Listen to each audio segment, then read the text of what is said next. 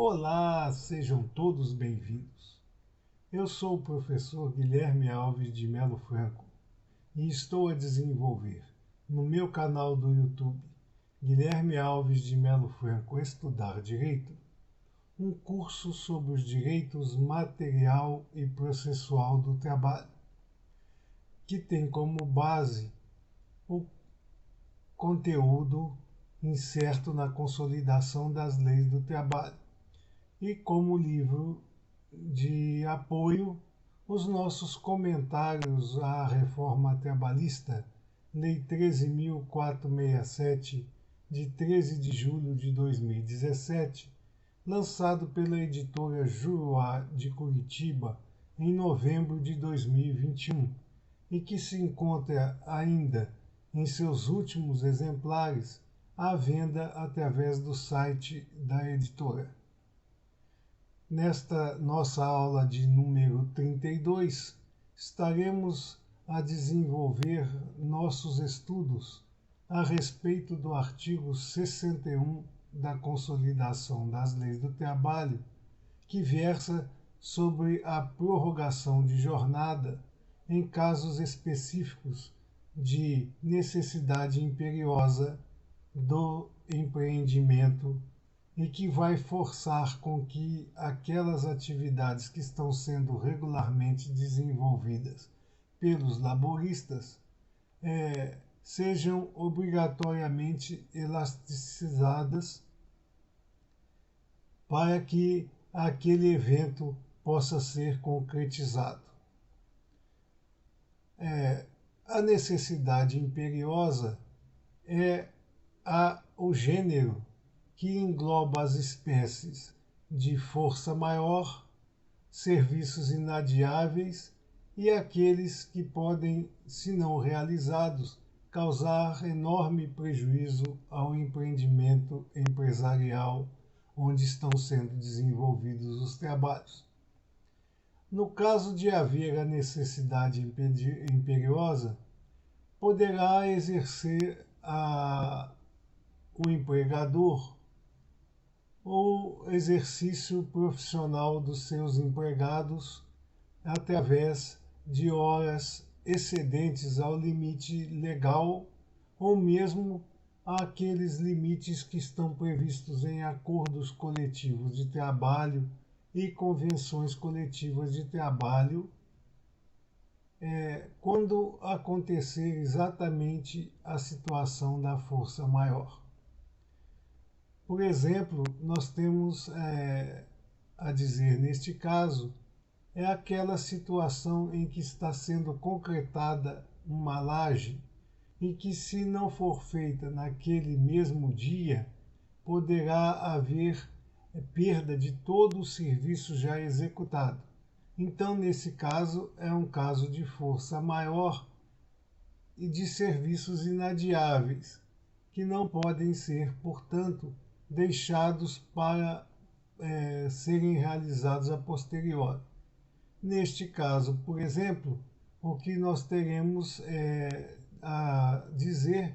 é que a jornada poderá exceder aos limites legais. O limite legal, como nós temos visto em todas as nossas aulas anteriores, é aquele previsto pela Constituição da República Federativa do Brasil de jornada máxima de 8 horas diárias. Nos casos, então, de força maior e de serviços inadiáveis, ou aqueles que, se não forem realizados, poderão causar enorme prejuízo ao empreendimento, poderá haver, sim, a assunção de sobrejornada por ordem do empregador aos seus empregados, para que aqueles serviços possam ser desenvolvidos e completados. Neste caso, o que acontece? A jornada pode ser suplementar acima das 2 horas máximas diárias e não precisa se ater, portanto, nem ao limite constitucional, nem a qualquer outro limite previsto em lei, e muito menos àqueles limites que estão a ser apregoados nas convenções coletivas de trabalho e nos acordos coletivos de trabalho. Portanto, há uma liberdade, em tese, do empregador nos casos de necessidade imperiosa, que seja força maior, que seja serviços inadiáveis, ou que, se não forem realizados, possam causar enorme prejuízo ao empreendimento. É preciso entender que, nesses casos de força maior, de serviços inadiáveis, ou que não haja, para que não haja prejuízo manifesto ao empreendimento, esta situação deve ser fartamente comprovada e não pode ser assim aleatória, como, por exemplo, o empregador não pode decidir, hoje eu vou fazer, chegar até tal ponto da minha obra e os empregados devem fazer horas extraordinárias para cumprir as tarefas que eu vou determinar para eles hoje. Se não houver um motivo específico de força maior ou de serviço que não pode ser adiado, ou mesmo que, se não forem realizados, podem causar prejuízo ao empreendimento, não pode um empregador exigir dos seus trabalhadores que eles trabalhem em regime de sobrejornada, além daquelas de 2 horas que nós vemos as aulas anteriores desenvolvendo nossos estudos. Portanto, é necessário que se tenha uma comprovação, uma prova cabal da situação a exigir que a jornada seja elasticizada nesse sentido. Há situações previstas nesse artigo 61 que elas vão de encontro às determinações constitucionais previstas no artigo 7º, 16 da Carta Magna, e que, por isso, nós entendemos, como vemos entendendo durante todas essas nossas aulas, pela inconstitucionalidade desse artigo 61 no que pertine a situações como,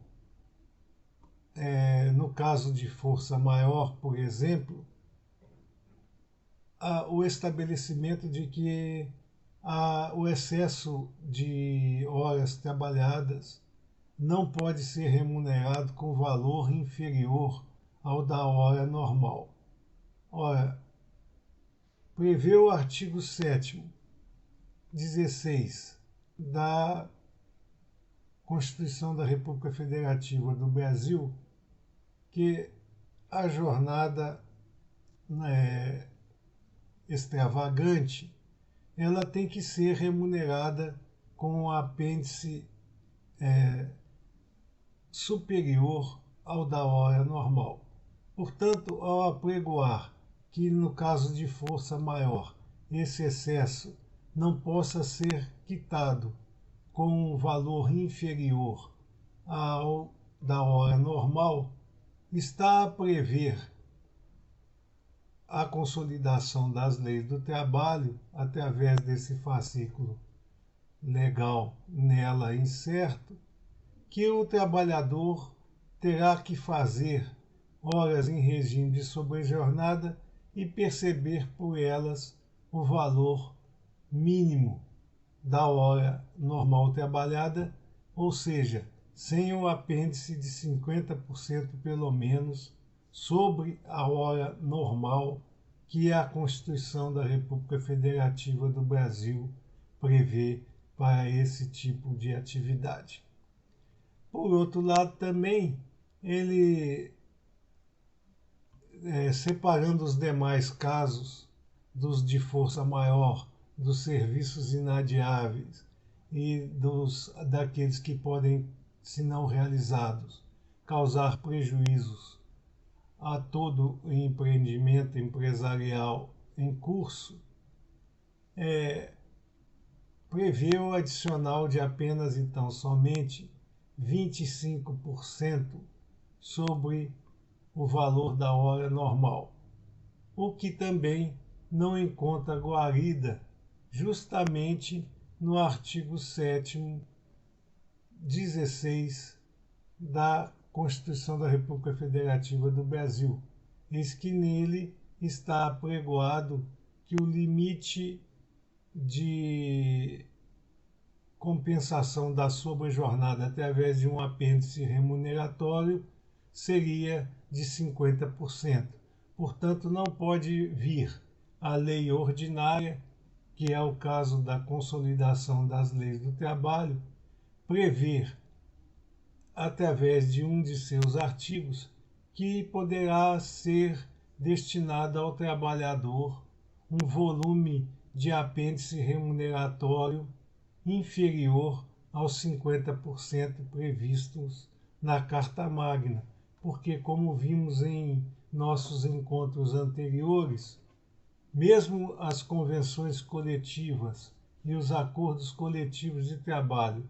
que tecnicamente somente estão subsumidos à Carta Constitucional, não podem trazer em seus artigos e cláusulas situações que levem à minimização dos direitos trabalhistas previstos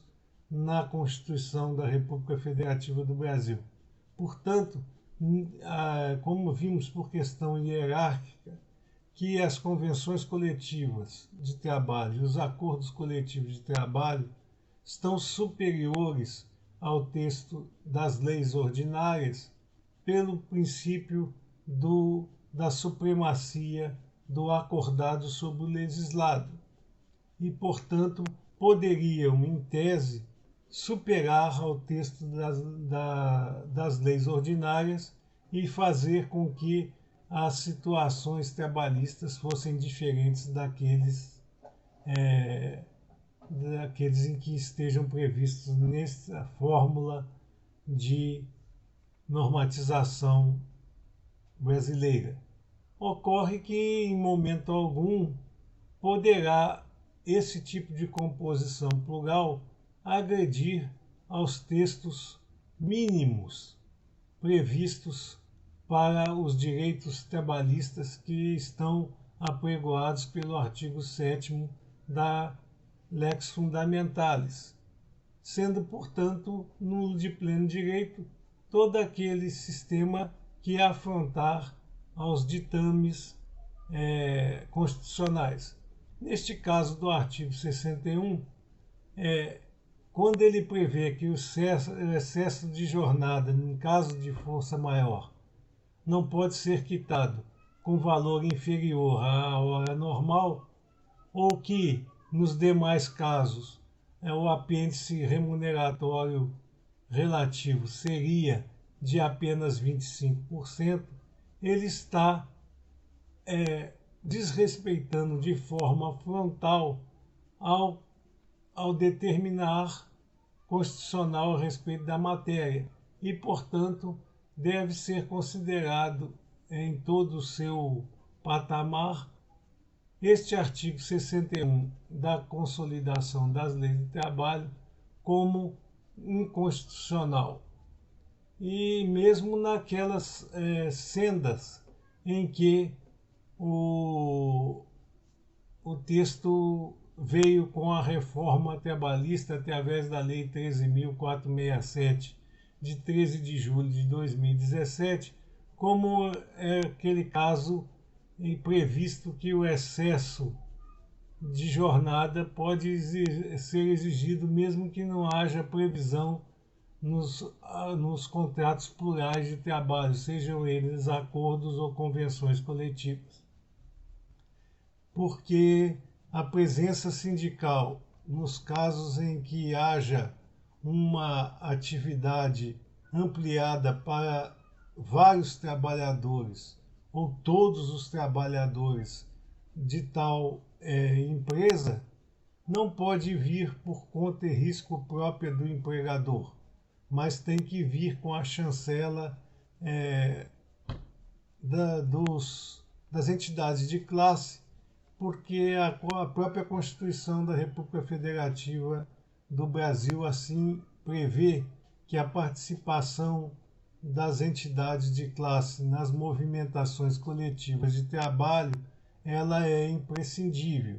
e, portanto, neste caso, é também eivado de inconstitucionalidade o axioma determinado pelo artigo 61 da Consolidação das Leis do Trabalho, que se dirige ao excesso de jornada, apregoando que o mesmo não prescinde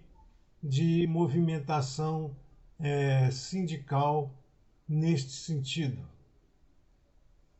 Portanto, a nosso ver,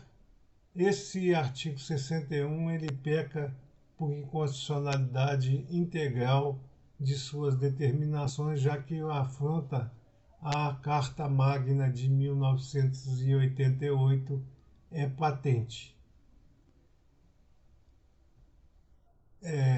Ainda que a gente possa considerar como constitucional o adicional de apenas 25%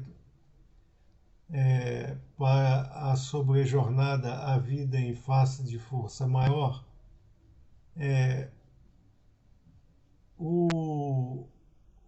a quantidade de horas que o trabalhador poderá exercer suas atividades profissionais durante o dia será de no máximo 12 horas. A única coisa que nós precisamos colocar é que poderá ir até as 12 horas, mas as parcelas horárias acima das 8 horas terão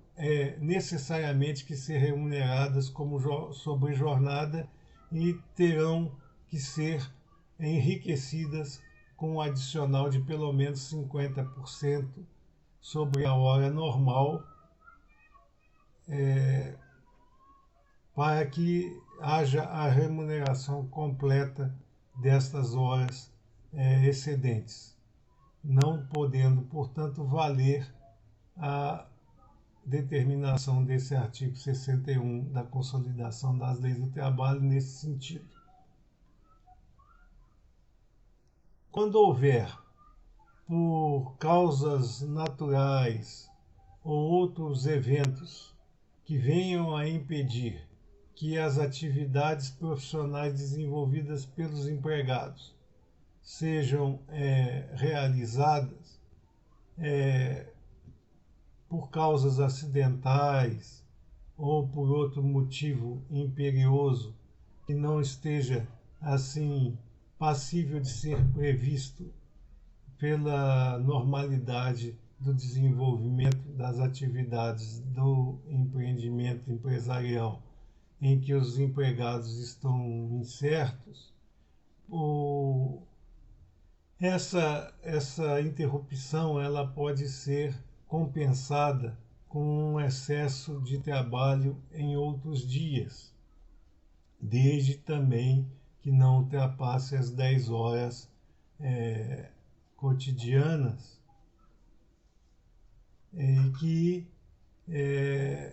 esteja essa sobrejornada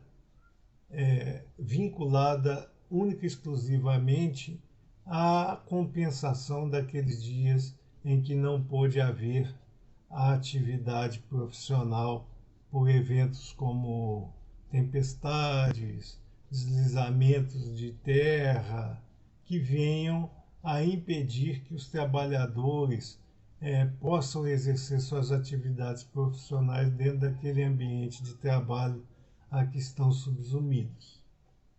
Neste caso, portanto, pode haver essa compensação em dias subsequentes, justamente para que se possa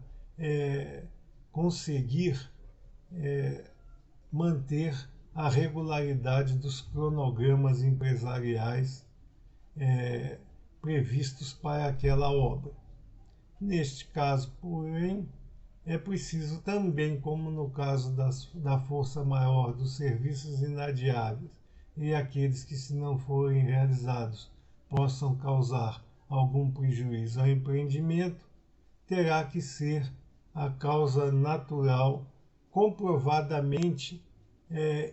incidente sobre aquela determinada obra e que tem que impedir a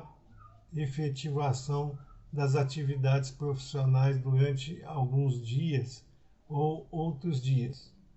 da atividade normal. Por exemplo, se for o caso, por exemplo, de uma enchente, a enchente tem que atingir o empreendimento, ou então impedir que os trabalhadores cheguem ao local de trabalho. Não havendo isso, não adianta ter enchente no bairro ou ter enchente na cidade, se ela não atingir a atividade profissional normal dos empregados. Um deslizamento de terra tem que impedir igualmente qualquer tipo de evento natural que não tenha sido previsto dentro da normalidade das atividades profissionais cotidianas, porque também tem uma coisa: você fazer uma obra numa área que está sujeita normalmente a deslizamentos de terra, a enchentes e a outros eventos naturais que poderiam ser previstos e até mesmo evitada a sua ação sobre o local de trabalho através de medidas de contenção diversas, não gera o direito a essa compensação naqueles dias em que o trabalho foi interrompido. É preciso que não tenha havido nenhuma forma de prevenção ou de minimização das atividades sobre o ambiente de trabalho. Nestes casos, a jornada pode ser elastizada até o limite de 10 horas diárias nos dias subsequentes, até que haja a compensação daqueles dias em que o empreendimento ficou paralisado por força dessas intempéries, dessas situações excepcionais que impediram a prática das atividades profissionais dos empregados. É importante ainda afiançar que estas compensações em jornadas posteriores, elas não podem ser caracterizadas acima de 45 dias dentro de um ano. Ou seja, elas só podem se estender até 45 dias por ano. Não é por mês, não é por semana, é por ano. Então você tem que pegar os 45 dias do ano e dividir entre aquelas atividades em que essa compensação horária foi necessária. Bom, era isso que nós teríamos de desenvolver nos nossos estudos hoje do artigo 61 da Consolidação das Leis do Trabalho, nesta aula nossa de número 32, e aproveitamos essa oportunidade para agradecer a todos pelo acesso às nossas aulas e pedir que vocês continuem a se inscrever no nosso canal e a deixar seus likes nas nossas aulas, para que nós possamos continuar a desenvolver esses nossos entendimentos a respeito dos artigos seletistas de forma gratuita e perene, e também para que nós possamos atingir cada dia mais ao maior número de alunos interessados no estudo do direito do trabalho em sua forma material ou processual, e possamos desenvolver esse nosso curso com a maior tranquilidade possível. Muito obrigado a todos.